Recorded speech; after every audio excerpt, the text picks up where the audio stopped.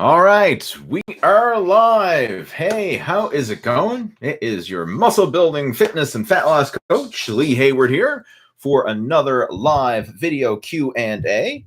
And the way these video chats work is I'm going to be hanging out here for the next 60 minutes, thereabouts, answering questions, hanging out, shooting the breeze, and discussing anything that you would like to talk about with regards to building muscle, losing fat, getting in shape, any specific strategies when it comes to your workouts, your nutrition, all that kind of stuff. Feel free to type those questions or topics of discussion that you would like to see today into our video chat, and I'll do the best that I can to help you out over the course of today's video chat. So how are things going? Hopefully you're doing well. I'm doing great. All is good. And before we get into it, again, I just want to make sure now that this is coming through loud and clear, that you can see me, you can hear me, the audio and the video is coming through. It seems to be going good on my end, but I just want to make sure that it is coming through good on your end. So if you're tuning in live right now, first off, let me know where you're tuning in from. Let me know your name and where you're tuning in from. And if you can actually hear me, if it's coming through loud and clear. So test, test, test. 1, 2, 3. Is this coming through? Can you hear me? Let's see. All right. Just want to make sure before we get going.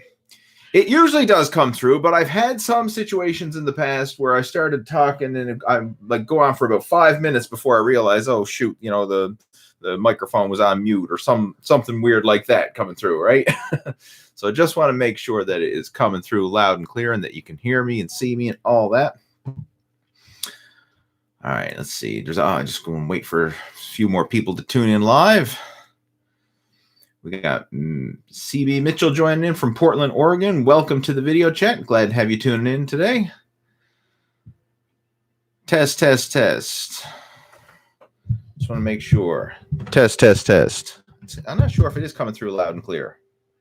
All right, Lee Dunnigan saying, yep, coming through loud and clear. Lee's joining in from the UK. It's going to turn up there. Okay, that should be working good, I think. All righty. Well, one thing I have been, you may have noticed in the last video I posted up there, I was talking about binge eating. And I'm just curious, like, how are you dealing with the whole situation right now that we're currently in? You know, the whole shutdown and all that stuff. How have you been dealing with it? Like, a lot of people that I've been talking to, even coaching students of mine, people who are actively trying to improve their health and fitness. A lot of people are really struggling with this current situation. Not only the fact that the gyms are closed, but a big one that a lot of people struggle with is their nutrition. I mean, it can be extra challenging when you're thrown out of your element to stick to a solid nutrition program. And I mean, I'm not going to lie. I've been feeling the struggles as well. And it's not so much that I've been eating a lot of junk food, but I've just been wanting to eat more food in general. It's weird. Like when you're not as, I guess, as busy and doing things socially, like when you're out and busy and you're doing things and you're working and all that, it's easy to not focus on food. But when you're home all the time, if I find myself more often than not, like just going to the fridge and looking in, you know, and I do that throughout the day. I'm like, what's in the fridge? What's in the fridge? And then I got to stop and ask myself, you know, do I really need to eat? No, not really. And close the fridge door again. So if you can relate to that, if you're struggling with that right now, just let me know in the chat window there. And we'll kind of, we'll probably even discuss some strategies on how to deal with that. I know I did cover some strategies in our last video chat and covered some things, but if that's something you deal with a lot, eating when you're bored, yeah, I hear you. Okay, so I just got a few more people joining in. Let's see. We got Jesse's tuning in. Hey, saying coming through loud and clear. Tuning in from down in Texas. How's the weather down in Texas? Hopefully it's a lot warmer than where we're to right now. I mean, here I am. It's cold today. Like I woke up this morning, it was just above freezing, and then when you factor in the wind chill, it was actually below freezing.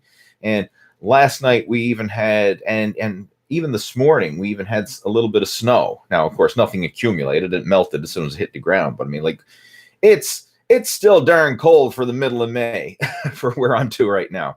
So hoping things are going to warm up a little bit soon, even though I have been still getting outside, but having to bundle up in layers when I go out for my my mountain bike rides and walks and stuff like that. looking forward to when I can actually get out with t-shirt and shorts, right? It's probably going to be at least another month or more before it's that warm, but looking forward to that nonetheless. All right, who else we got? We got JoJo's joining in. Say, what are your thoughts about training with the dumbbell deadlift? All right, we'll definitely cover that. We got Baby Boomer Fitness is tuning in. We've got Ralph joining in. Josh is joining. Harry is tuning in. Saying he's having to struggle keeping up with his routine. Struggling and finds it boring, I guess, working out at home. All right, good. We'll discuss some strategies for that. Got Mitchell joining in. Who else? Chris is tuning in as well. Awesome. All right. Well, guys, welcome to the video chat. And let's kind of like just dive right into it. All right. So first off, some of the questions there. I'm just going to take them in order that they're coming through there in the video chat. So the first one that came through was talking about dumbbell deadlifts. If you're stuck at home and you have dumbbells, then obviously it's an okay variation to do. But from a practical point of view, I am not a fan of dumbbell deadlifts. I'm just not. It's like, especially a conventional deadlift. If you are training at home and you want to kind of simulate deadlifts or work those same muscles, I would rather do farmer's walk with dumbbells. That's one that I would personally be doing more of in a home situation, if possible, right? If you have the space to do it, or you can get outside and do it, farmer's walk with dumbbells would be a good variation. I'm not a huge fan of the dumbbell deadlift unless you're doing a Romanian style deadlift, which you can typically get away with lighter weight, and it's more of a stricter isolated form, basically an isolation type move for the hamstrings and glutes. I do incorporate those in my workouts from time to time, but from a practical point of view, like just doing like conventional deadlifts with dumbbells, I mean, it's nothing wrong with it, but personally, I'm not a big fan of it. Like I say, I would rather do a farmer's walk if I was kind of stuck and I wanted to really do a good heavy workout. I would rather do heavy farmer's walks instead. That's just my personal preference. But again, hey, make do with whatever you have available. That's the bottom line. Dumbbell deadlifts are better than no deadlifts. Let's look at it that way. Harry's joining in. He's saying he has a struggle to keep up with his routine. I hear you. It can be challenging, and I find it's not as motivating to work out at home by yourself. I often struggle with that, even though I've got a well-equipped home gym. It's not the same. I don't know. I just don't have the same motivation. Like I find when you go to the gym, you're going there with a purpose, right? The purpose is to work out. The problem with working out at home is home is very often the place where you go to relax. You're spending time with your family. So if you are trying to make the best of home workouts, one thing that I would suggest, if possible, is to dedicate a space in your home just for workouts. Like ideally, if you have somewhere in your basement or you do have a spare room or something like that, that you can kind of dedicate to your gym room, and have different areas in your house where you do different things. Like where I work from home, I have to kind of structure this just for my day-to-day schedule, or else it's easy to kind of get lazy and unstructured. Like for example, where I'm to right now, this is my home office. So I mean, I come in here to work, right? This is sitting down on the computer. This is doing work. This is where I do my coaching calls with my students and my writing and my website work and all that kind of stuff. All the paperwork, website, computer work gets done in here. When I go out in the living room with the family, that's family time. That's social time with the family. You know, the dinner tables for the meals, right? And of course, I get down in my basement. I've got my home gym set up. So that's where I go to work out. And I find that if you have different areas for different things, then you can kind of zone out and kind of get into the groove of that. Like when I come in here, I know, okay, I'm in work mode, right? This is just like going to the office, right? I'm in work mode. When I go to the home gym down in the basement, okay, now I'm in workout mode, right? No distractions, like turn off the phone, everything else, just I'm there to work out. You know, when I go into the living room with the family for family time, then I don't bring work in there with me, right? That's just pure family time. And I find that if you can kind of structure your home that way, it can really help. Now, I know that can be challenging if you're living in like in a small apartment or a small house and you kind of like only have so many, you only have limited amount of space. But if it's possible, try and separate your home so that you have different areas that you do different things. Because when you go to the gym, like, you're there to work out. That's it. You're there to work out, right? There's no other distractions. You know, you go in there, okay, you're going to spend an hour or whatever it is that you have planned for your workout. That's it. You go in with a mission. You know, you're a man on a mission when you go in there. You get your workout done, boom, you leave, and then you can go back to normal life afterwards. And I find that can really help. One of the challenges a lot of people struggle with is, like, if you're trying to work out and, okay, you got the television on, or you're doing it in your living room and you're sitting on the sofa and stuff like that. It's so easy to get lazy. It's hard to kind of get into the groove of a workout when you're plopping your butt down on the sofa and scrolling through, channel surfing in between sets. Like, it's a total disconnect. You can't mentally get into the groove of a workout that way. So I like to kind of like turn all that stuff off and just focus on the workout itself. And I find that is one strategy that can definitely help. Another one is to have a structured plan in place, not just to have like, hey, I'm going to work out and not really know what you're going to do. It's like going into the gym with no plan. It's like, hey, I'm just going to do something, right? It's better than nothing, right? Anything's better than nothing, but having a structured plan in place can definitely help.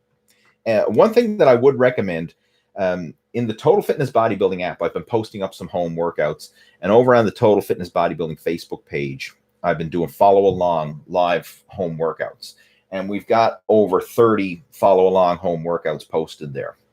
So if you want, you can like literally just open up one of those videos and follow along with me in real time. And a lot of these workouts use minimal equipment, right? Dumbbells, body weight, resistance band, stuff like that. And some of them do use, some home gym equipment, barbells and cables and things like that. But most of those workouts can be done with minimal equipment, or I'll show variations that you can do with minimal equipment. So that might help you with staying on track with your workouts, is to actually have a live follow along workout. Like, even if you're doing the replay of it, you can still follow along with it in real time.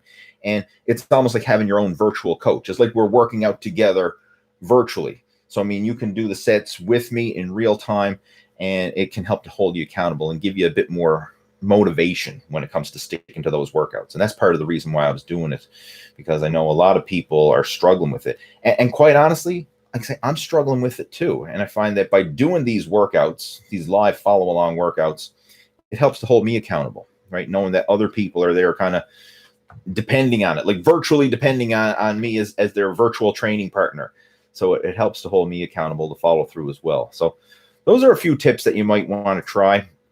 Another thing that you can do as well that's helpful is getting outside for some cardio on a regular basis. Like, if you don't feel like doing a weight training workout every day, that's fine. But try and get some sort of exercise, even if it's just getting outside for a walk, a jog, a bicycle ride, or something. That can definitely help, and it can add a lot of variety. I mean, depending on where you live, if you have access to some nice walking trails or hiking trails, if you have a bicycle, I mean, take advantage of that stuff, right? Get out and use it, because that can really add a lot of variety. I mean, right now, my favorite form of exercise, I would say I enjoy it even more than weight training, is to get out for mountain bike rides. Like, that's something I absolutely love. And we've got some nice trails around where I live. So, I mean, just to get out in nature, riding through the trails, riding through the woods, it's so much fun. And it's a great workout, right? I feel invigorated. The time ceases to exist when I get out on the bike. Like, doing cardio on a cardio machine, like a treadmill or an elliptical, I'm counting down the minutes, right? I'm like, oh man, this is taking forever, blah, blah, blah. And it's just like, you're counting down the minutes, watching the clock. Whereas when I get out on the bike, I mean, I could go for like a couple hours and it just flies by, right? It's like time ceases to exist. It's so much fun. And when you look at the amount of time that I'm gone and the calories that are burnt over that workout, I mean, it's way more productive than trying to force a cardio workout at home, right? So try and find things that you enjoy doing. It'll definitely help with that. All right, let's see what else we've got. Another thing, this kind of goes along with it. When you're out doing cardio like that, you're not home eating. So that's another big plus. That's another reason why I try and do some form of cardio every single day. And ideally, for extended periods of time, like if I can get out for a couple hour bike ride, that's great, because that's a couple hours where I'm burning calories, I'm not eating calories. And then when I do come home and eat afterwards, it's like I've earned that food, right? I've earned myself a good, satisfying meal afterwards. So that's another good strategy. When you are out and exercising, you're not eating, right? So that can definitely help keep things in check. All right, let's see what else we've got. I just skipped just a second. I'm scrolling through the chats there. A second, I lost my place. Just give me a second, guys.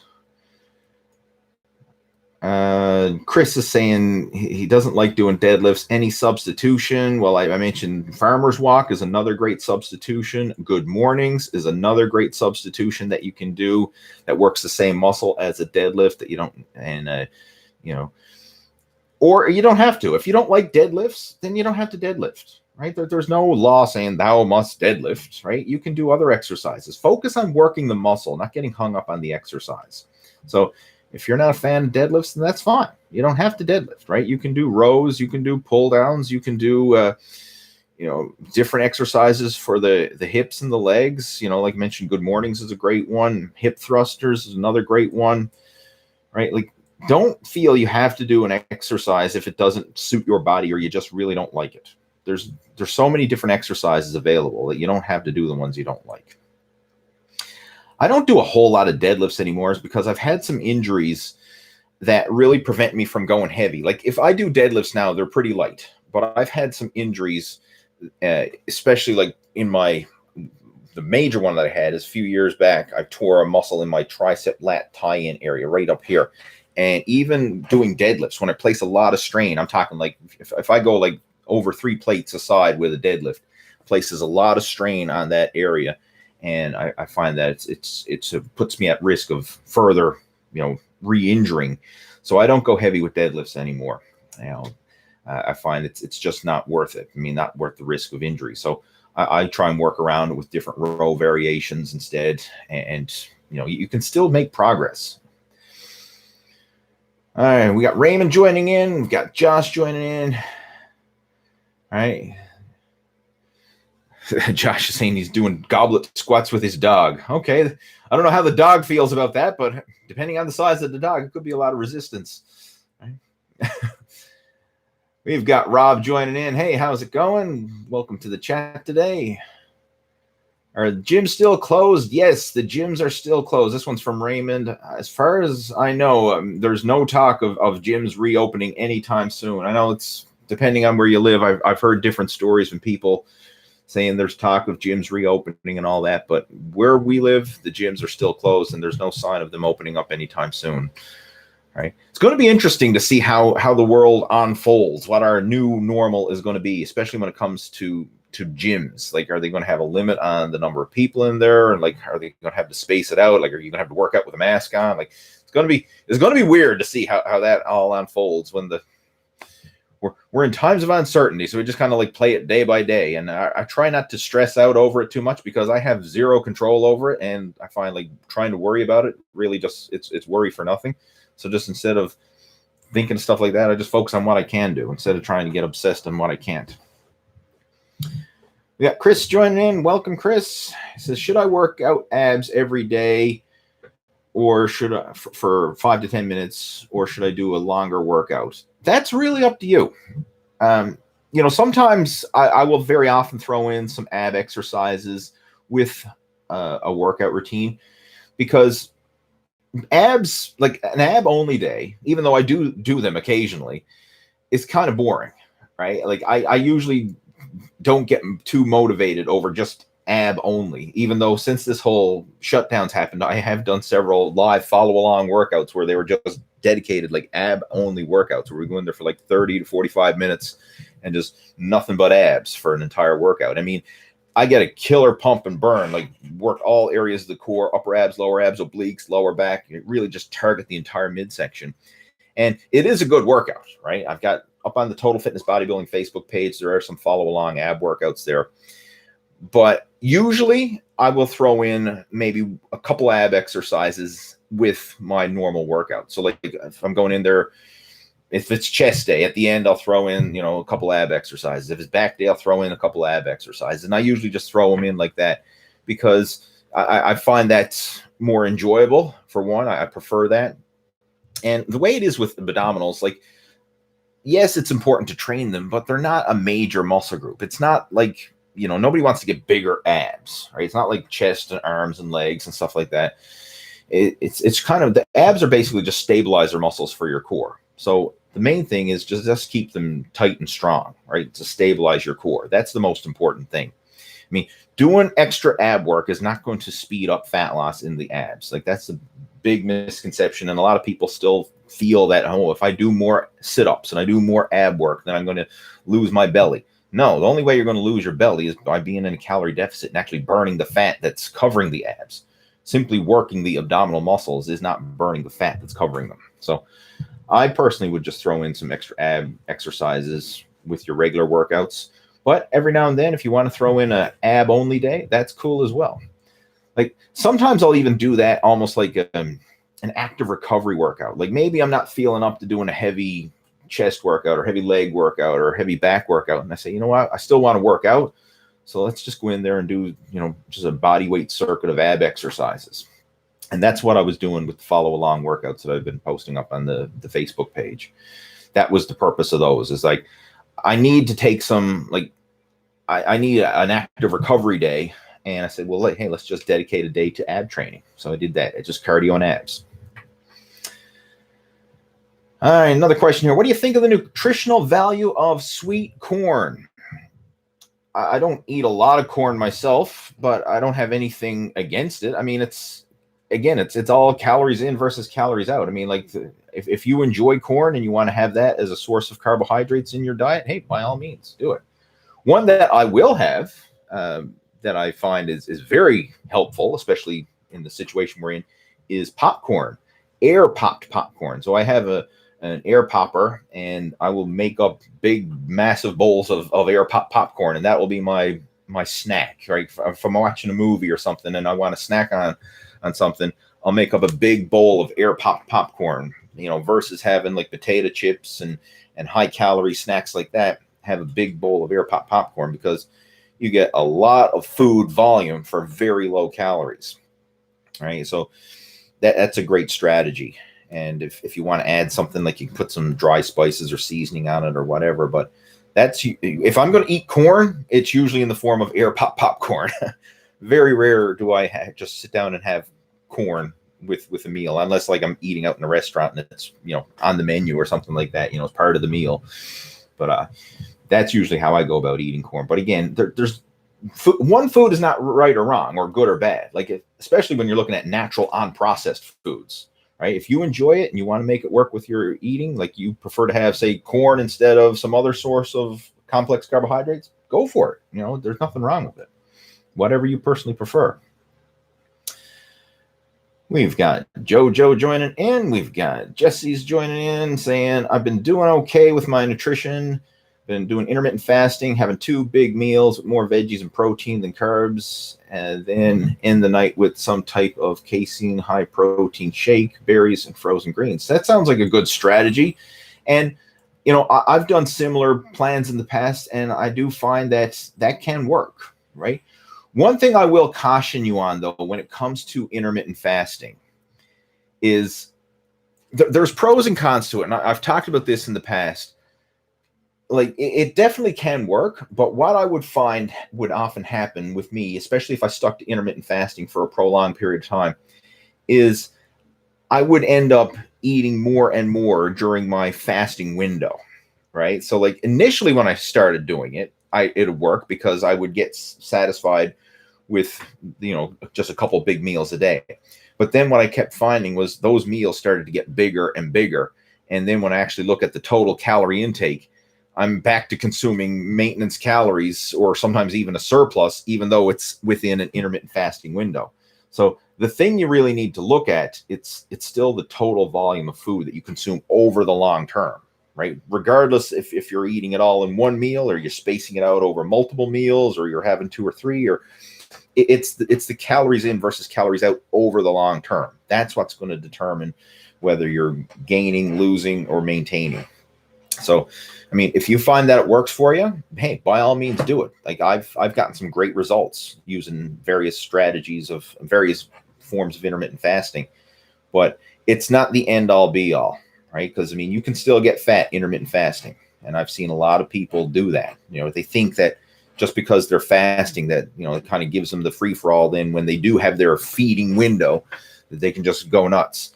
And a lot of people end up going nuts and just eating way too much. Because what often happens is you're not eating, and your blood sugar starts to get so low. And then all of a sudden, when you do let yourself eat, it's just like you can't stop.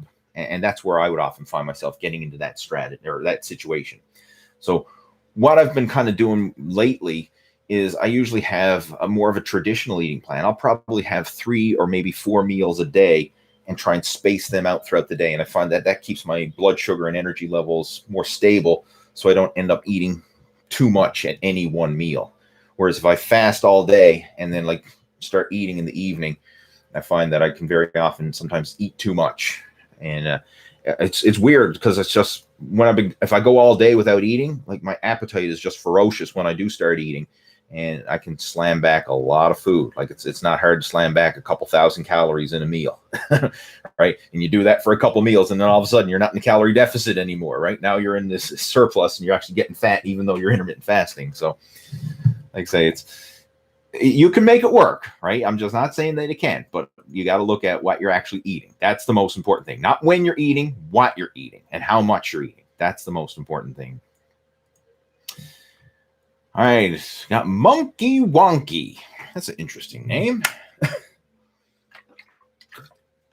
Says, I'm trying to do calisthenics at home, but I'm 70 pounds overweight and it's not working.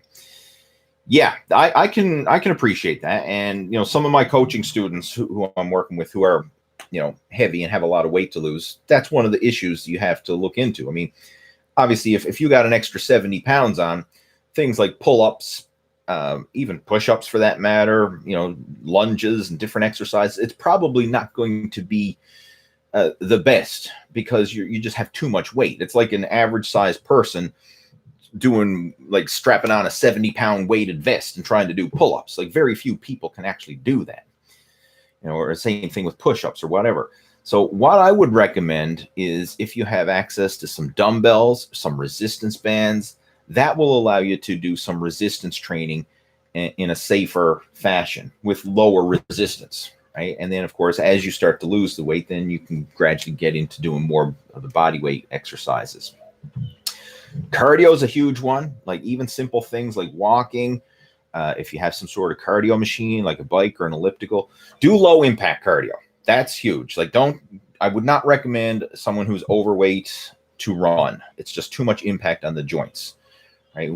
Running is ideal for people who are at their ideal body weight because running places so much of a jarring impact on your knees and your ankles and all that stuff.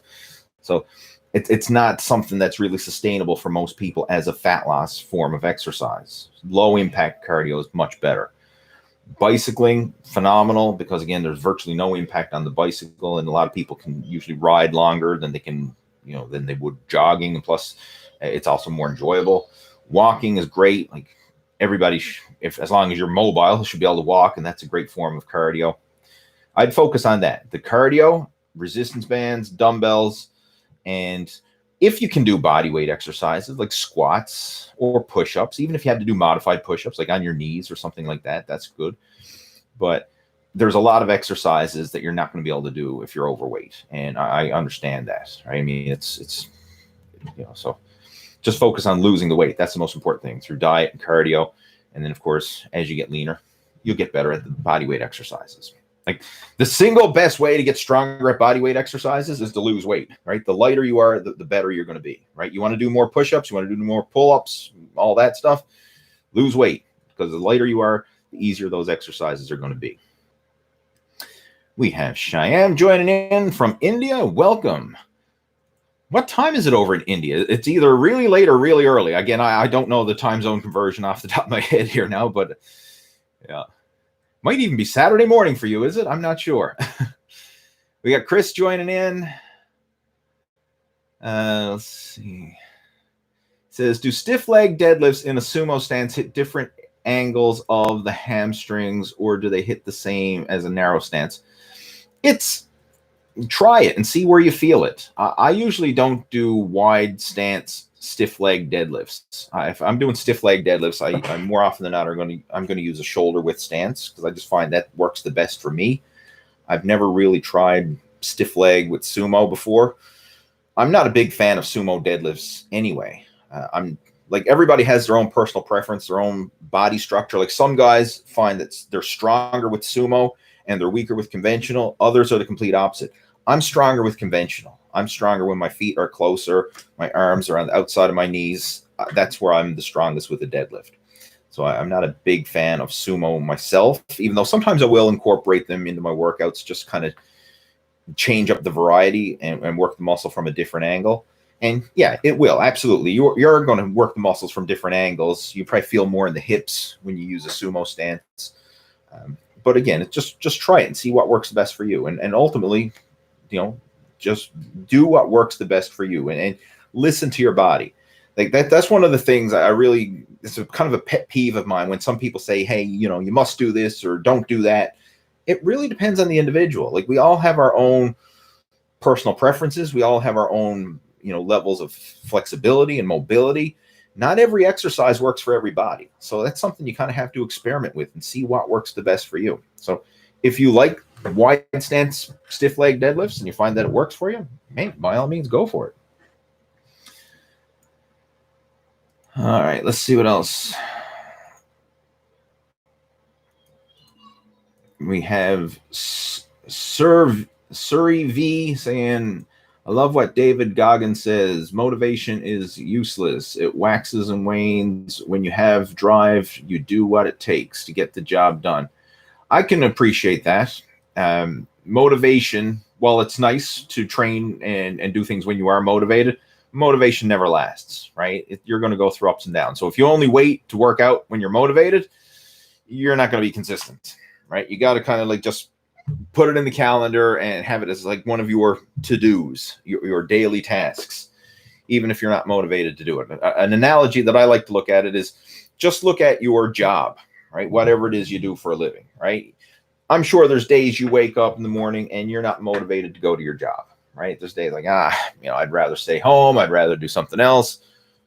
But hey, you got to go to your job, right? You got to do the work. You got to pay the bills. You got to put food on the table, a roof over the head, right? You got to take care of business, right? So you do it, whether you're motivated or not. You got to put your workouts in that category as well, right? You have to do it for your health and fitness. So yeah, there's going to be some days where you're motivated and you're all excited to work out. There's going to be other days where like, man, I don't feel like it. Do it anyway, right? Do it anyway. I can totally appreciate that. Got Josh joining in, talking about how he dedicated a corner of his living room for working out. Good stuff. So, I mean, that's your gym, if you will, like during our time right now, where that's where you go to work out. So you kind of like put yourself in the zone, put the blinders on, dedicate whatever it is, half hour, an hour, boom, you're going to get your workout done. And then, of course, once it's done, then you can go back to the rest of your, whatever it is that you do. But it's good to have that where you can kind of like section off 6 parts of the house where, okay, this is the workout zone. This is the relaxation zone. This is the eating zone. This is, reading. And even that's another thing too. Like, I have a favorite chair that I like to read in, like everything has its place. And I find that when you section off your house like that, it makes you more efficient, because then when you get into that zone, you're there to do whatever that given task is. We have Way to Fly joining in. He says, Lee, I'm 12 and I'm concerned that when I lose weight, I'll have saggy skin. All right. Well, obviously I don't know your situation but at 12 years old, you have a lot of natural elasticity in your skin. So if you're a bit overweight right now and you lose it, there's a very good chance that your skin will return to normal. Now, again, I can't promise anything because I don't know your situation or whatever, but at a young age, your skin still has a lot of natural elasticity. So whatever weight you lose, you shouldn't have like excess skin. More often than not, it's only people who are older have a loose skin when they lose weight. And then when they have to lose a lot of weight. Like if you lose 20, 30 pounds, even 50 pounds, you're probably not going to have much loose skin. The only time you really see a lot of loose skin, as in like, you know, this big flap of skin, you know, hanging over the midsection or something, is when people lose weight into the triple digits. Like if somebody loses over 100 pounds, okay, that's a lot of weight. That could potentially lead to a lot of loose skin. But smaller weight loss, younger age, it's very unlikely you're going to have any. Now, again, not making any promises because I don't know. Everyone's unique. But I wouldn't worry about it. Focus on losing the weight. Being overweight is a lot worse than being fat, right? Or sorry, being overweight and carrying all that extra fat is worse than having some loose skin. Heck, I'd rather be, you know, at my ideal weight and have some loose skin than, you know, overweight and all the health risks that go around along with it. Okay, what else? We have Jesse's joined there. Let's see. Jesse says, I've been making a habit as soon as I wake up to get in a cardio session or my workout for the day so I don't set myself up for failure, saying I'll do it later and don't get to it. That's a powerful strategy right there, Jesse. And from my personal experience with working with a lot of people, those who are the most consistent with their workouts usually are usually work out in the morning. More often than not. Now, I'm not saying that you can't be consistent and work out in the evening or lunch or whatever. I mean, anytime you work out, you can make it work. But I've just seen this trend of people who work out first thing in the morning, and they have that as their structured routine. Like, get up extra early, go to the gym, and then go to their job. Or in today's situation, get up extra early, do your home workout, and then go to your job. I find that those people tend to be the most consistent of those that I've seen.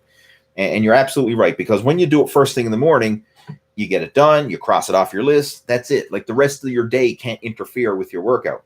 Whereas if you save it for later in the day and then you get extra busy, you get tired, something comes up, whatever, it's easy to brush it off. But you can't brush it off when you start your day with the workout. It's the first thing you do. So that's a solid strategy for sure. That's a strategy you can use for anything that you want to prioritize.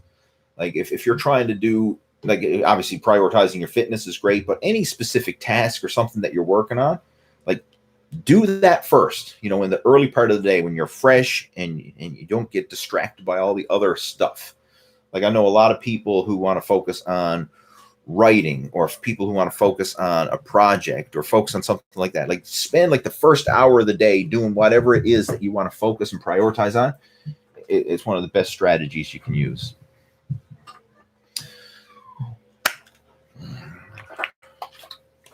All right, another question there is from Lee Dunnigan saying, I do strongman training at the gym. With the gym being closed, I'm training at home, and I've downloaded your bodybuilding app. Feels good to hit body parts with different workouts, really enjoying it. Good stuff. I'm glad you are benefiting from the app.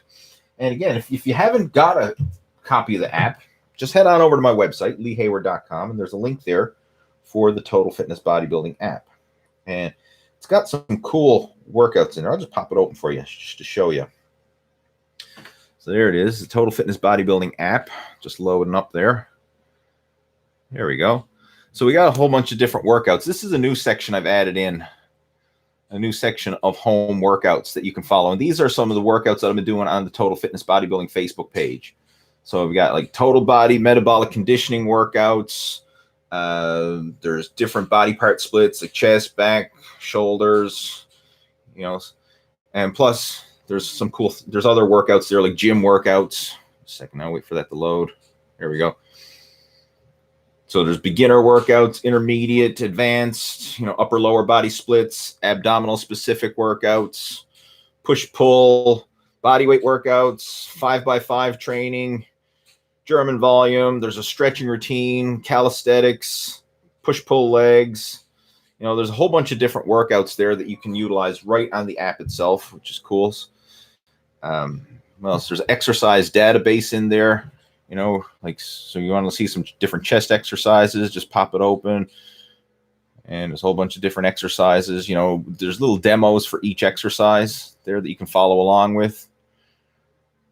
Right, showing how to do. So if you're unsure of a certain exercise or whatever, like there's written descriptions and stuff like that. You know, some video demos of how to do all the major exercises. And plus, what else is there? There's also section there for nutrition.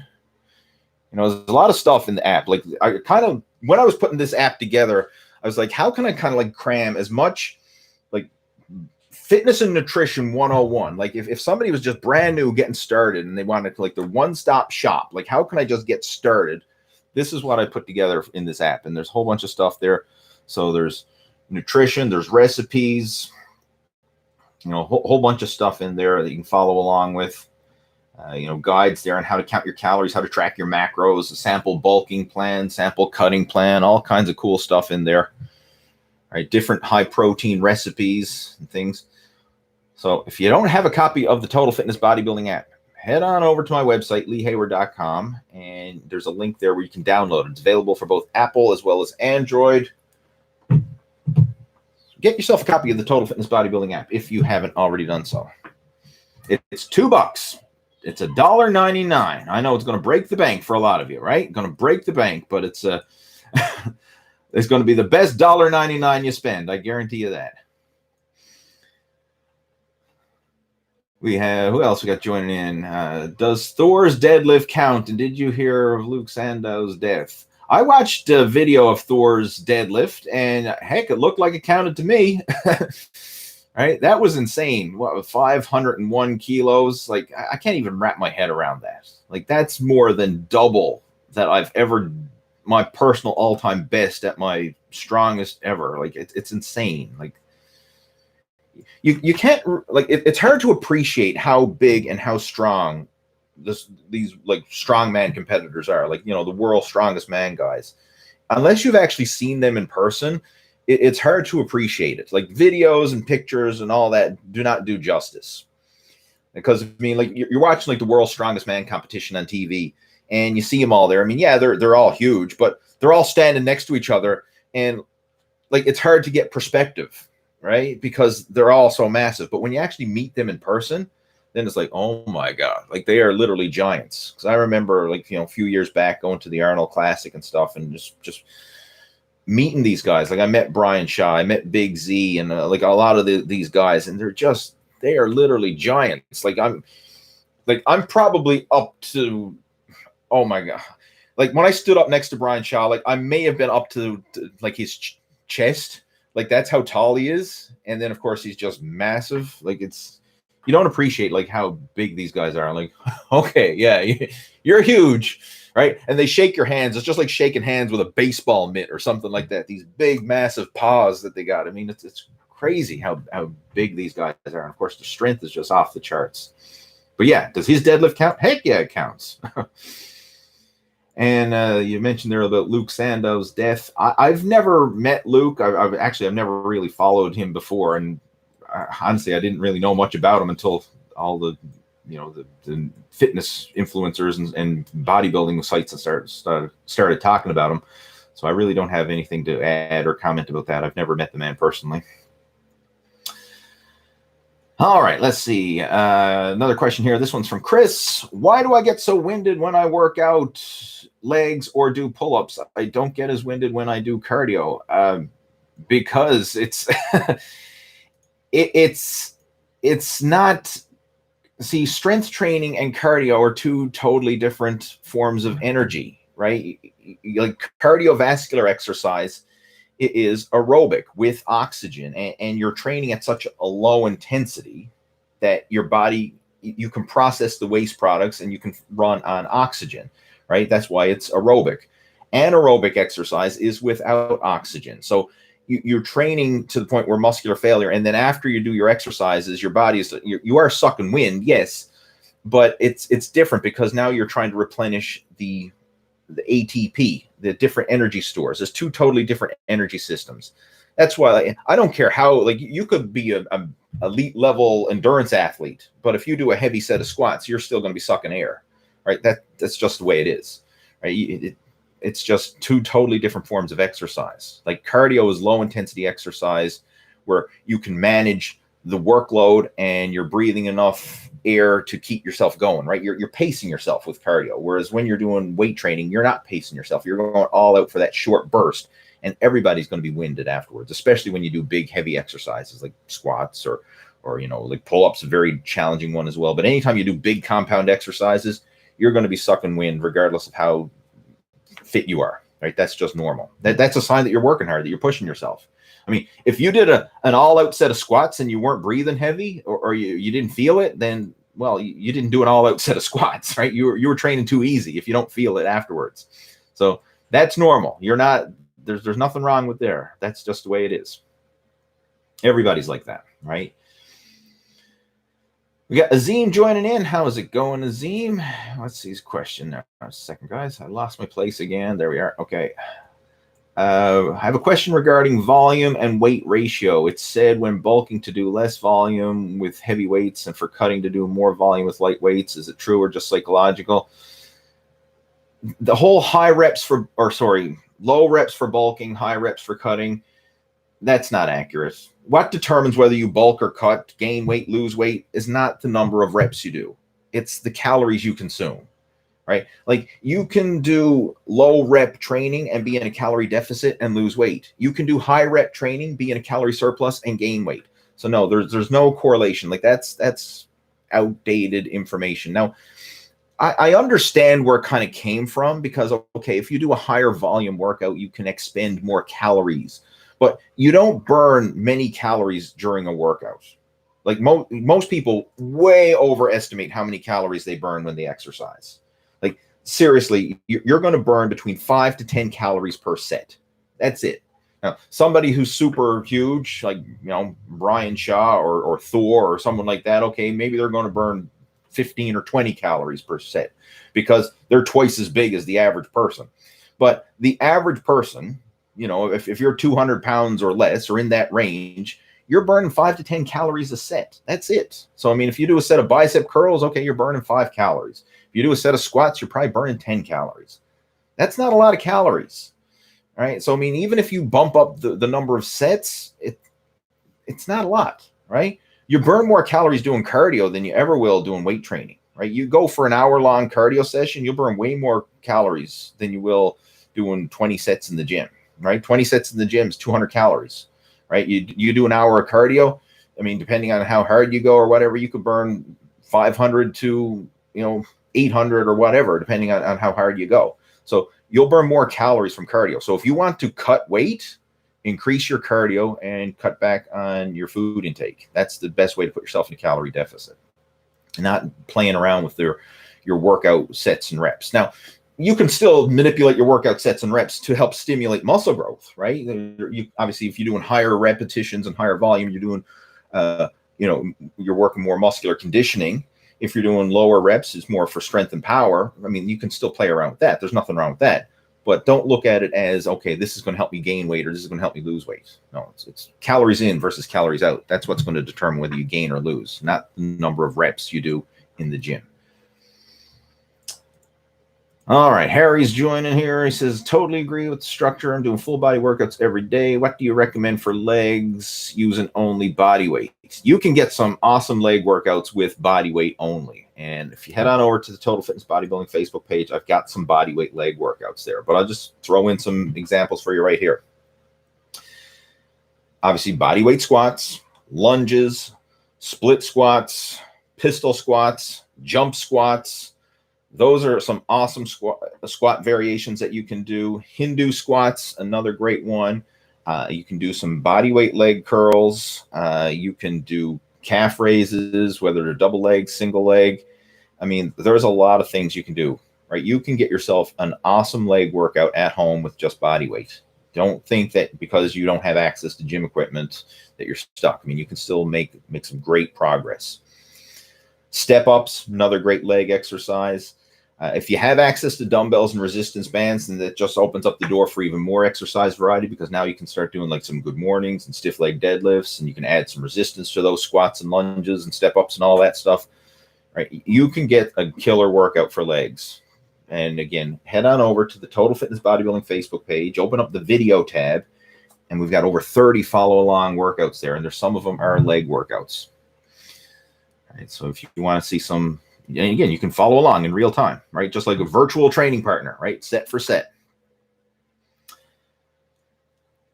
Let's see what else we've got.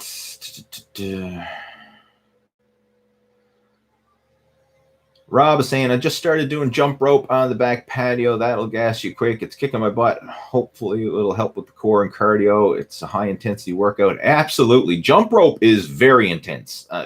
If you've never done like serious jump rope before, you don't realize how intense it is. Like, I've never been one for jumping rope, but I remember several years back, my wife and I, we started doing some boxing classes. Now, we just did it for the workout. So, I mean, it was at a boxing gym, and they would take you through like the whole workout. So you do, the shadow boxing and the heavy bag and the focus mitts and all the different boxing workout drills. And of course, part of it was jump rope. And man, that is hard. Like, to be good at jump rope, it is a very challenging cardio workout. I totally underestimated how hard it is, but yeah, it will gas you for sure. And it's so simple, like, especially now, like for home workouts. I mean, it's the cheapest form of cardio, right? A jump rope. I mean, come on. It's so small. It's so simple, but it is an awesome workout. I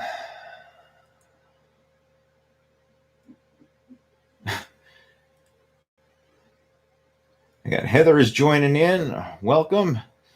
Who else is here? We have Random Video saying, do you have any tips to increase the bench press? Yes, I do. Just I've got some videos on YouTube right now talking about increasing your bench press. Do a search for like Lee Hayward bench press or Lee Hayward how to increase your bench press. I mean, there's some videos that go into it and demonstrate the whole technique and strategies and stuff like that. And if you want a complete program to follow, that actually takes you through a bench press specialization program. Head on over to my website, leehayward.com, scroll down through the side menu bar, and you'll see a link to the Blast Your Bench program. That is a bench press specialization program that goes into detail about training technique, tips, and also provides a complete bench press specialization workout program that you can follow to help increase your bench press. So if that is your goal, head on over, check that out, or just do a YouTube search for some of my bench press videos, like Lee Hayward, how to increase bench press, and you should see some of those videos pop up there. Got Randy joining in. Welcome, Randy. Michael saying, opinions on nucleus overload. I'm trying to think now. Is that the workout split where you might want to elaborate on this, but is that the workout where they recommend training the same body part every day for a month? I'm not sure. It might be that one. Anyway, I'm just going to scroll through. I think that's what he's referring to. I know we got a lot. I'm just going to do a quick search. I think that's what he's referring to.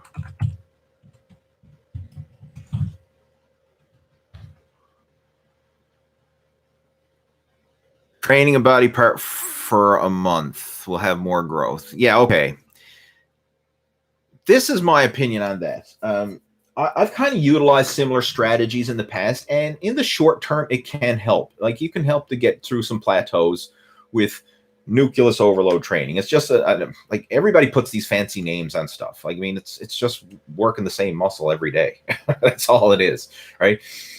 But everybody puts their own spin on it, trying to make it, give it this unique name and make it sound all scientific and complex and, blah, blah, blah.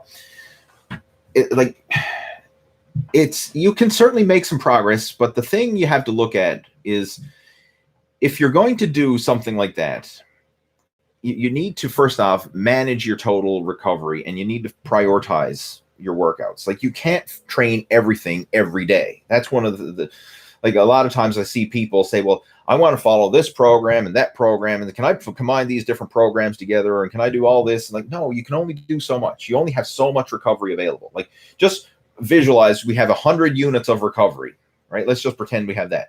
It doesn't mean we have 100 units of recovery for training biceps. We have 100 units for training chest. We have 100 units for training legs, and we have endless recovery. We have 100 units total. So you kind of have to divvy up your workouts so that you prioritize what needs to be prioritized, and you put the other body parts on maintenance. So I have utilized different strategies of that in the past. And of course, like my blast your biceps program, the blast your bench program, even though it's not a daily training, it kind of utilizes some of the same principles there, where you prioritize and specialize on certain areas, and then you put your stronger areas on a maintenance program.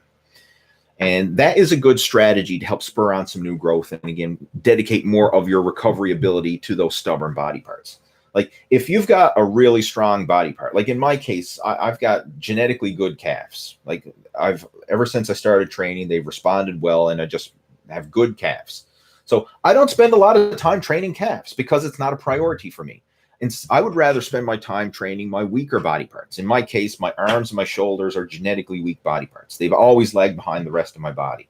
So I'm going to prioritize more emphasis on arms and shoulders than I am to calves. So, you can definitely do that. And of course, the whole idea behind nucleus overload training is you're going to do the same body part every day for a month. It may or may not work. One thing you want to be careful of with that is it's easy to overtrain and get injured, right? Because you still need to allow some adequate recovery time between workouts, even if you are prioritizing them. So if you are going to follow that style of training, I would take it day by day. So if you feel strong and able to do a workout day after day after day, then do it.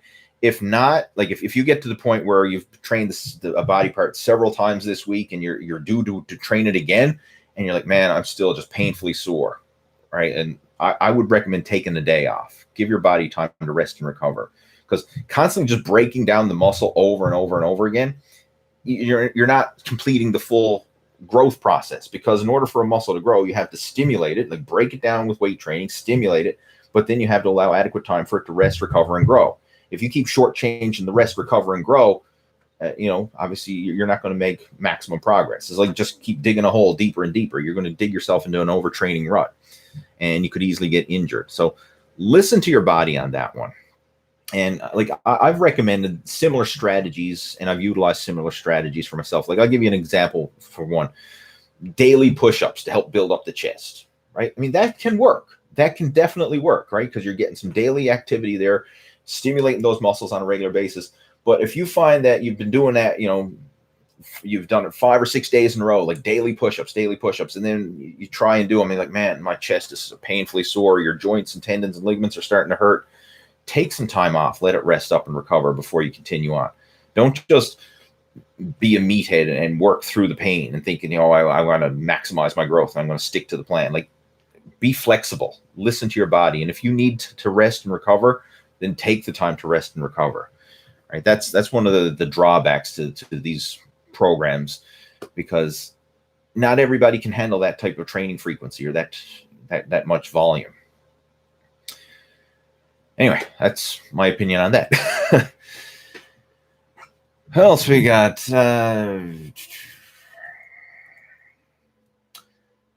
Let's see. What do you think of the growth of exercise science in the past decade? What do I think of it? I mean, there's pros and cons to it. There's a lot of studies. This is my opinion on all the new stuff when it comes to exercise. I mean, I'm all for like trying new things and everything else, but a lot of the studies that people are quoting, like you have these science-based guys online, and everything they're posting up is, well, this has been backed up by scientific studies and blah, blah, blah. And this program has been scientifically proven in studies to be more effective than this program. A lot of times when it comes to different studies, the information is not always truly accurate. And when it comes to a study, like you can manipulate the variables to kind of get different results based on how you set up the study. But one thing you'll find with a lot of the studies, especially when it comes to exercise studies, is it's done on university and college students.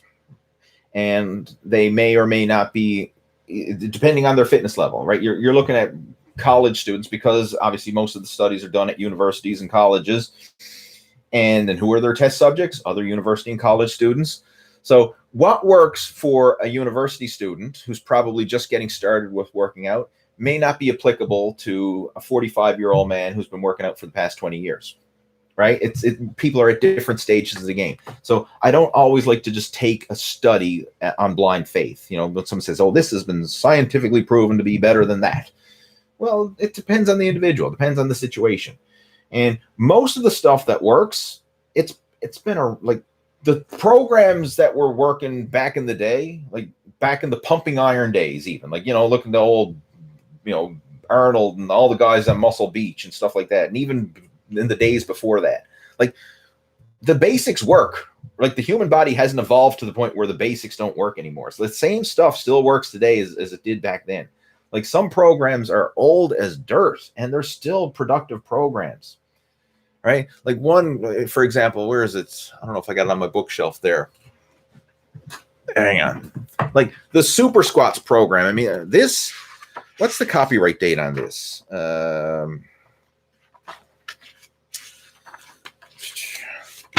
Like this is an awesome program and it's a fun read too. Okay, this is copyright 1989. And this is rehashed, like back in 89, this was all rehashed stuff then because the programs were first published back in the 50s in some of the old magazines. And they were still old programs then. It's just they weren't published and written back then. So, I mean, like the basics still work today just the same as they did back then, right? So, again, I'm not against, advances in exercise and stuff like that and the science side of it. I'm totally for it. But you have to take it, like look at it with a broader picture. It's like sometimes people overcomplicate stuff, right? And the basics still work. And quite honestly, for the average person who's looking to just build muscle, lose fat, and get in shape, you don't need to overcomplicate it. Sometimes mastering the basics is the key. If you overwhelm yourself with too much science and too much stuff, then you get the analysis by paralysis and you don't do anything. I would rather take the most simplest basic program, the most simplest basic diet, and be consistent with that versus trying to bog yourself down with, what's the latest scientifically sound program? Or I'm not going to follow this program unless it's backed by science. And, man. Anyway, let's move on. Feel free to share your comments on what you think about that in the comments there, right? What's your opinion on exercise science? I'd like to know what the general consensus is of those of you watching the chat right now. All right, MV is saying stationary bike ? If you want to elaborate on that, that's great. A stationary bike is a bike that doesn't move, if that's what you're asking. I don't know. Is it good? Any cardio you do is good, right? It's not the cardio, it's the person doing it or how hard you do it. All right. Feel free to elaborate on your question. That's a very vague one. Jesse saying, thanks for the tip, Lee. I do watch what I eat, my intake. I don't plan on doing intermittent fasting for long. I just go by what my body can handle until I notice, like I said, the meals are getting out of hand. Cool. All right. Just elaborating more on the intermittent fasting question we had earlier. Axel is joining in. He says, Lee, quick question. Do you believe 100 grams of protein is enough to maintain and build muscle if you enjoy a higher carb diet? My weight is around 185 pounds. Personally, I'm of the old school mentality. I recommend having a gram of protein per pound of lean body weight per day should be your guideline, your minimum. Can you still make progress with less protein? Yeah, I mean, because you need to look at the bigger picture. I mean, if you're exercising consistently, you're still eating. What's your goal there? You say enough to maintain and build. All right, so that's two different things. Maintain muscle, or do you want to build muscle? If you want to build muscle, I would recommend higher protein, right? More of the raw materials. Maintain, yeah, you could. I'm sure you could certainly maintain your muscle with 100 grams of protein, right? But you need to look at the bigger picture, right? There's protein is one variable, right? You need to look at your workouts and your consistency with the workouts and how you're training. Like, are you training in a progressive overload fashion? Are you allowing enough rest and recovery time between workouts? What's your sleep habits like? What's your other lifestyle habits like? Like, there's so many other variables that come into the equation. Like, you could have somebody who, yeah, okay, they're eating a high protein diet. They're eating a gram of protein per pound of body weight per day. But if their workouts suck and they're not getting enough sleep and they're overstressed and they've got a whole bunch of other negative things going on in their life, they may not make progress. Vice versa, you might have somebody who's eating a lower protein diet, but everything else is on track. You know, their workouts are consistent, they're getting enough rest and recovery, their sleep habits are good. and not a lot of negative outside influences, like, alcohol consumption is to a minimum or non-existent, eating very clean and healthy. And they could be making great progress with a lower protein diet. So again, protein is just one variable of the bigger picture. So, take it all into consideration, right? When you try and isolate just one thing, like it's not the one thing. It's all the little things combined that determines whether you're making progress or not. But personally, I would bump up the protein. If it was me, I would bump it up, right? And it's so easy to do that. Like, a lot of people think that it's hard to consume a high protein diet. I think it's not. Like, it's so easy. And I like, just look at some of the different recipes, like some of the stuff that I've posted, like when I've shared the recipes in the Total Fitness Bodybuilding app, and some of the recipes that I've posted up online, like high protein ice cream, like different high protein blender smoothies, high protein bars, high protein pudding. I mean, like, I get high protein. I make high protein variations of my favorite junk food. Right, that's how I stay lean and I enjoy my diet, and I'm bumping up my protein at the same time. Like, instead of eating like sugary puddings and ice cream and stuff like that, or pancakes, I make high protein versions of those foods. And I mean, I'm getting lots of protein and I'm making healthier versions. And so I find it easy. Like, to me, I sometimes have to like limit the amount of protein I get, because I'm like, man, I'm getting too much. Like, it's easy for me to get 200 plus grams a day without even trying, just because of the different foods and recipes that I make, and they're all high in protein. So, personally, I would err on the side of a bit more protein if I was in your situation. All right, who else? We have Toko H joining in. We have Ahmad joining in. Does a wide or narrow bench grip make a difference? Yes, it does. The wider you go, it tends to place more of the emphasis on the outer chest. The closer you go, it tends to place more of the emphasis on the triceps. It also places, the wider you go, the more stress is on the shoulder joint as well. I personally prefer to bench press to build the chest. I usually go with a medium width grip. So it's a little wider than shoulder width. For me, it's pinky fingers on the rings of the barbell. So a standard gym barbell, they've got those ring markers. I usually go pinky fingers on the rings, and I find for most average guys, that's a good grip. If you go wider than that, it places a bit more stress on the shoulders. If you're looking at powerlifting, the widest you're allowed to go is index finger on the rings. That's the maximum width for competition, right? Is this index finger on the rings, and that's quite wide. Like, if I'm doing index finger on the rings, that's quite wide. And it places a lot of stress on the shoulder joint for me, right? Just due to my height and leverage and everything else. Now, someone who's really tall, maybe that would only be a medium width grip for someone who's really tall, but it does make a difference. The wider the grip, more chest, more shoulder involvement. The closer the grip, the more tricep involvement, and a little bit less shoulder strain, that is. So it really depends on what it is that you're doing the bench press for, right? If it's maximum chest development, I would recommend maybe a medium width grip. If it's maximum tricep development, go with a bit of a narrower grip. Should you still work out through delayed onset muscle soreness or wait for it to pass? That's from Toko from New Zealand. Ideally, you would wait for the muscle soreness to pass, right? I mean, there are exceptions, certain programs where you want to train through muscle soreness, but generally, and again, this is a general guideline for most people, you work out, you break the muscle down, then you want to let it rest, recover, and grow, and then when it's recovered, then you go and train it again. Like, keeping to train a muscle when it's already sore, like, there's really no point to that, because it hasn't completed the whole recovery and growth process. So you haven't really maximized the potential or the results from the first workout before you're already in there trying to stimulate it again. Right. Dorian Yates, I was watching a seminar that he did a while back, and he used an analogy. Like, let's just say we were trying to build up the calluses on your hands. And just say I took a piece of sandpaper and I just started rubbing sandpaper on my hands. And okay, I rough up the skin a little bit on my hands. All right. And then I need to stop and let that skin heal and build up a callus, to thicken up the skin. before I start rubbing it. Like if I just take a piece of sandpaper and I just keep rubbing it day after day after day, I'm not going to build up a callus. I'm just going to rip the skin right off the bone there. I mean, it's just going to be, there's nothing going to have a chance to thicken up and develop, right? You're constantly breaking it down faster than it can recover.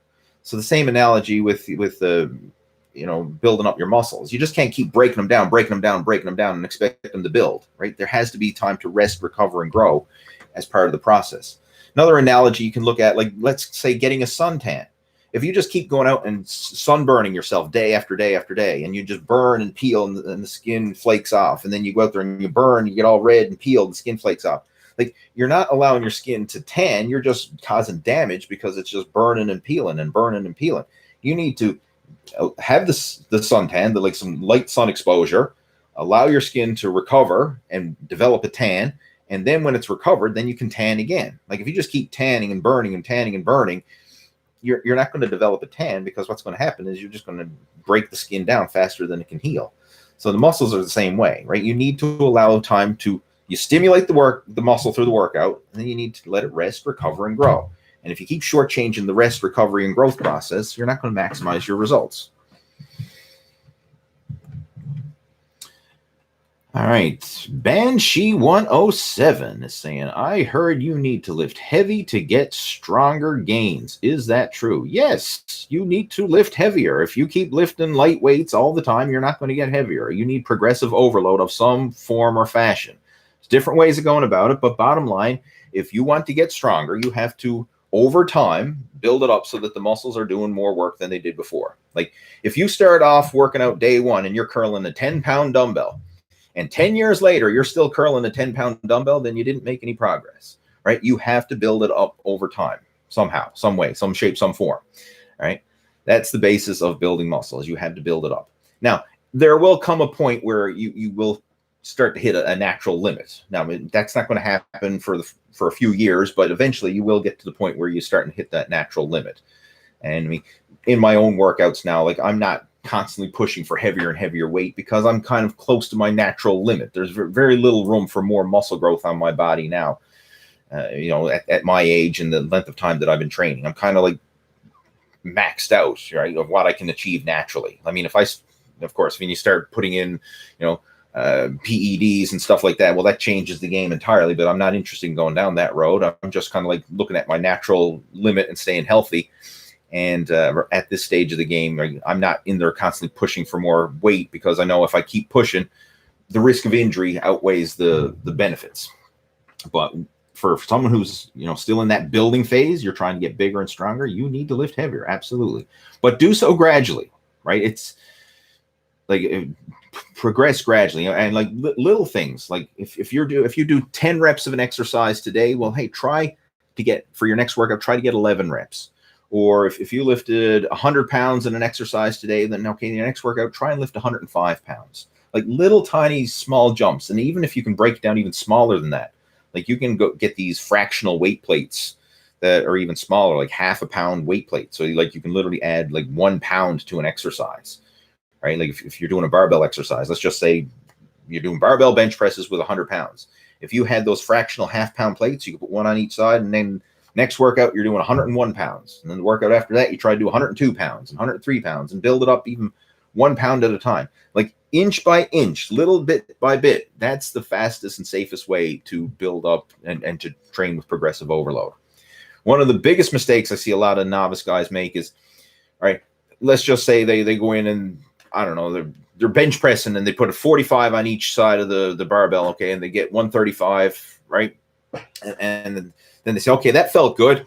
Hey, let's put another 25 on each side. So then they go from 135 to 185. Like, no, you don't try and make that big of a jump. Like that's way too big. Like try and make small jumps, like 5 pounds max or even less if you can.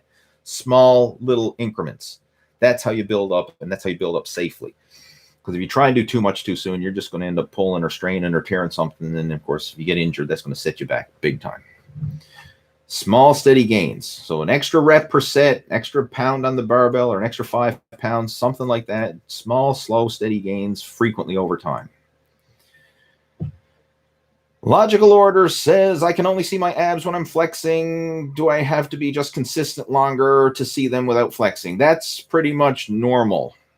Even like contest shredded bodybuilders, if they relax and let their belly relax, their abs are going to relax. Like you don't have shredded six-pack abs all the time, right? You have to blow the air out and actually flex the muscle. It's just like looking at your bicep. Oh, my bicep's not peaked when it's relaxed. Oh, what's wrong with my bicep? No, you actually have to flex it for the muscle, like the same as with the abdominals, right? You have to do that. Even people with single-digit body fat, unless they're flexing or tensing the abs, like you're not going to be able to see the muscle, right? Like a relaxed muscle is just appears soft and smooth. Once it's flexed, then it has some definition there. Nobody's walking around with shredded abs unless they're flexing them. And when you see guys like if you go to the beach or somewhere like that, and you see someone with abs, don't be fooled. Like they're constant. They've been doing it so long that they're almost doing it subconsciously. Like they're constantly sucking in the gut and constantly keeping their abs tensed, right, the whole time. I mean, it might not be like 100% like max effort contraction, but they're constantly keeping some tension there to keep those abs visible. Because if you just totally relax, it's just the same with your arms. If you totally relax your arms, your biceps are not going to be popping out, right? If you totally relax your chest is not going to be popping out. You have to flex the muscle in order for it to actually pop out, and that's just the way it is. Let's see what else we got. Ahmad is saying the app is slow loading. That's all depending on internet connection. That's my Wi-Fi is probably a bit slow here. And I've noticed, and maybe you have too, that the internet in general, since this whole COVID situation hit, has been slower than normal. Like, I guess it's because internet usage is at an all-time high. Netflix usage and streaming TV and everything else is at an all-time high. Like, I find the internet in general is slower than normal. At least it has been for me. Right. So, I mean, that's kind of like universal, but the app runs on Wi-Fi. So if it's slow loading, it's all due to the Wi-Fi. It's not the app itself. What else we got? Holy crap, we've been going longer than 60 minutes. We've got an hour and 16 minutes. I'm going to get ready and clue it up soon. Let's just see. There's a few more questions there. Josh is saying, do you have any advice for loose skin on the neck? Not really. Just lose the weight and let the skin tighten up naturally. If it won't tighten up naturally, then you might have to talk to a doctor or someone who specializes in that area. But if you've got excess skin, you probably got excess fat as well. So if you lose the fat, you're generally going to lose some of the skin and stuff like that. I mean, again, I need to know the context. I need to see what you're actually referring to there. Because you look at old people, right? I'm talking like, your 85-year-old grandmother. Yeah, she's got loose skin around her neck, and there's nothing she's going to do to get rid of that. Like that's there. All right? But if you got a lot of fat and you lose the fat, then your skin can tighten up with it as well. Now, sometimes you do have a little bit of loose skin if you lose a lot of body fat. If you keep it off, the skin sometimes tightens up naturally just due to its natural elasticity. But if you're older, your skin loses that natural elasticity. So, again, I really need more context or to see what you're referring to give you any advice on that. Brandon's joining in. I was going to say, what's up? Thanks for the happy birthday shout out yesterday. Well, happy belated birthday again. You're welcome. Banshee is saying, loving the videos, especially during this time. You are welcome. Glad to help. How often do you communicate with past collaborations? For example, Vince Del Monte or Elliot Hulse. What do you think of their evolutions over time? That's from Suri. I stay in touch with Vince. I stay in touch with Vince fairly regularly. I haven't much lately now with the whole shutdown and everything else. It hasn't been having no travel. But I was hanging out with Vince back in February before this whole thing went down. Elliot, haven't seen Elliot for over a year now. I don't really stay in touch with him. Nothing against it or nothing. We just kind of like got our own thing on the go. What do I think of their evolutions? I think it's just people mature and people change. Like I've matured, I've changed. Like what I'm doing now is not the same as what I was doing before, right? Like what I project online and my business and everything else is always, it's kind of a relation of my own personal journey. Like when I was younger, it was all about bulking up and getting bigger and stronger. I mean, because that was my goals. I was, a young guy who wanted nothing more than to bulk up and get big. Then when I was competing in bodybuilding, it was all about bodybuilding competition, like going through the cycle of bodybuilding, like the off-season bulking, pre-contest cutting, and that type of stuff. That was what I kind of like. My videos and content and everything else was related to bodybuilding. Now that I'm over 40 and got a family and I'm just trying to be healthy and fit and set a good example and stay injury free, now my content is geared more towards men over 40 who are in that similar situation, who are not looking to be competitive bodybuilders or fitness models, but they just want to live a long, healthy life and be healthy and mobile and enjoy life without their body holding them back.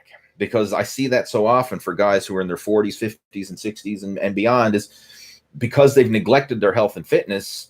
Now everything in their life is suffering because their body is like the weak link. Like their body is holding them back. Right now they're overweight, high blood pressure, high cholesterol, heart attack waiting to happen. Right? That's not healthy. That's not the way to go. Right? So my journey has evolved over the years, just like everybody else's. Like if you see anybody who's been online for a long time, especially, a personality-based business, they're going to evolve. If they're not evolving, there's something wrong. If somebody's been doing the same thing for the past 20 years and they haven't changed, then I think something's wrong, right? Yeah, you should evolve. You should change. As you mature as a person, you should change. You should learn a few things along the way. So I respect that. I respect the change. Right? It's nice to see people evolve and have, become a more well-rounded person and delve into different things and more, not just focusing on the same old meathead stuff back in the day, right? Thoughts on ACE and NASM. Are these certifications? I'm not familiar with them, so I don't really have any thoughts on them. And again, I don't even know if that's what it is. I mean, ACE, I believe, is a certification program. NASM, again, I don't have any feedback on that, so I'll just move on.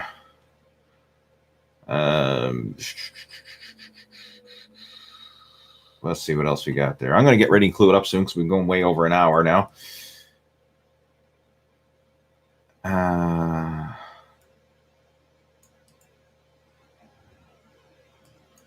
lot of chit chat amongst yourselves, which is cool. What are your views on pauses, such as pausing at the bottom of a squat? What about doing double pauses? It just changes up the exercise. I mean, there's still the same muscles working, but if you're going to pause, it usually makes sure that you're using better form and you're not using momentum. So like if you're in control of the weight where you can pause a bench press or you can pause a squat or you can pause any exercise for that matter, that means you have control over the weight, and that's good. As far as actually doing it, I usually just kind of try and keep a steady cadence going, unless you're purposely training for something that requires you to pause. Again, I kind of need more context. Like, why do you want to pause a lift? What are you training for? What's the goal, right? If you're an Olympic lifter, then yeah, you need to be able to pause, right? Because I mean, when they do the snatch or clean or jerk or whatever, they're literally doing a pause squat in the bottom, right? If you're a power lifter, you need to be able to pause the barbell on your chest for a bench press. So it really depends. But for simply bodybuilding, as in building the muscle, you don't need to pause an exercise, right? But you do need to lift with good form.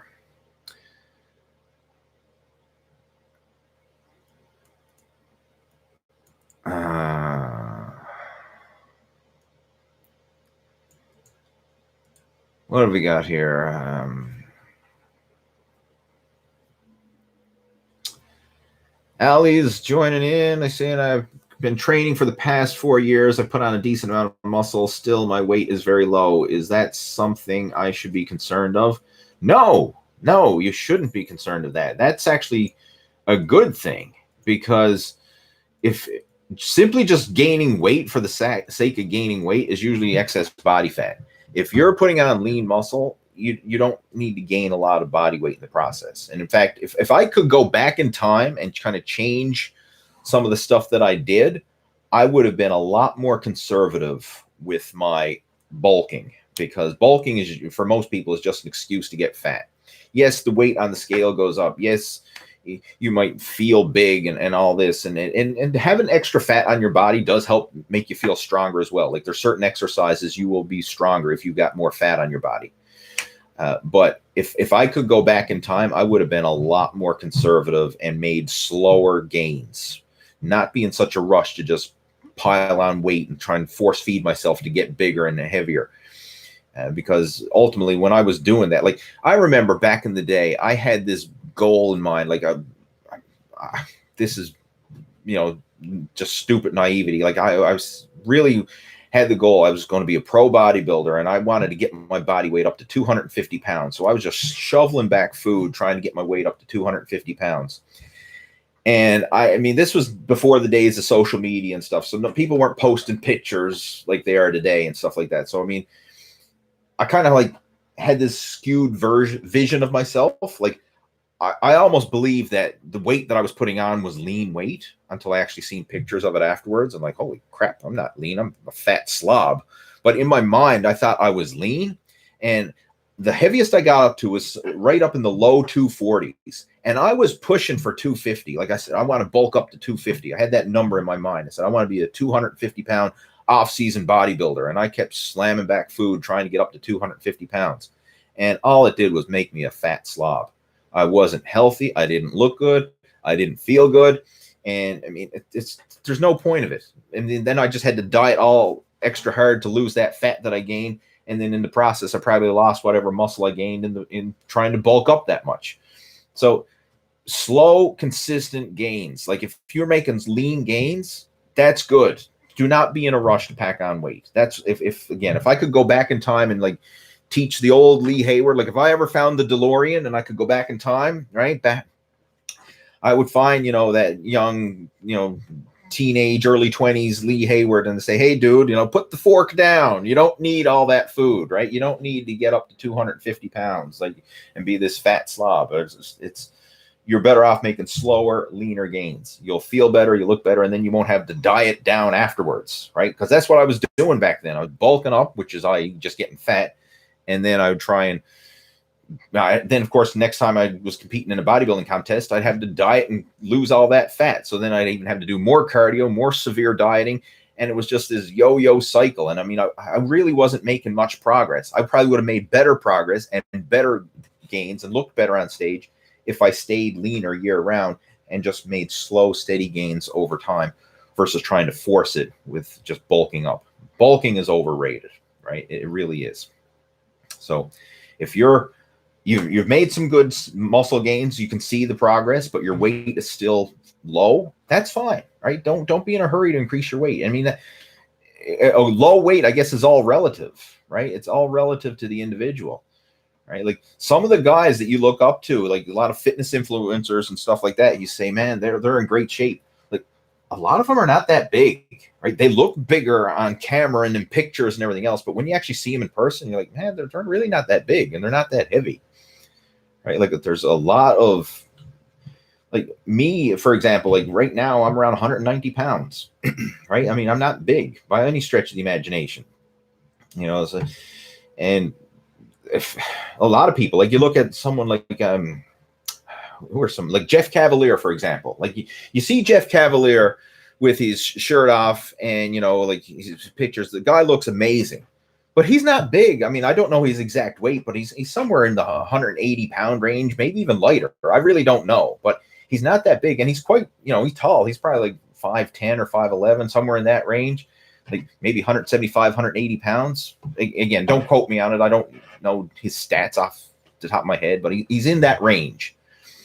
But So, I mean, weight-wise, no, he's not a big man, but he looks freaking impressive, right? Because he's so lean and he's so muscular, right? And he has a great athletic build. And so, I mean, when you see people, like, don't be in a hurry to gain weight, because just gaining weight for the sake of gaining weight just makes you fat, and it does not look good, right?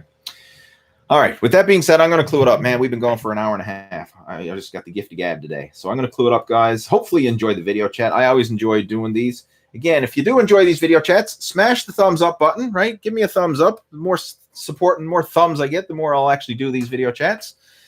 And if you need any help with discussing your workouts, your nutrition, or anything like that, or even some of the questions that we talked about here, like I know I'm probably just kind of like scratching the surface on some of these questions. Like if you would like some more help and want to elaborate and talk about this in more detail, send me an email. I'd be more than happy to have a chat with you, and we can have a discussion about your situation and kind of like brainstorm some ideas to help you move in the right direction towards reaching your muscle building, fat loss, and fitness goals. So if you want to email me, my personal email address is leeh@leehayward.com. Feel free to reach out to me, and I'll be more than happy to have a chat with you. It might take me a few days to get back to you because I sometimes get a surge of emails, but I will get back to you, and we can have a chat and hopefully come up with some action plans to help move you in the right direction towards reaching your fitness and fat loss goals. So have yourself a great weekend, and I will be doing another live video chat next week. Take care. Over and out.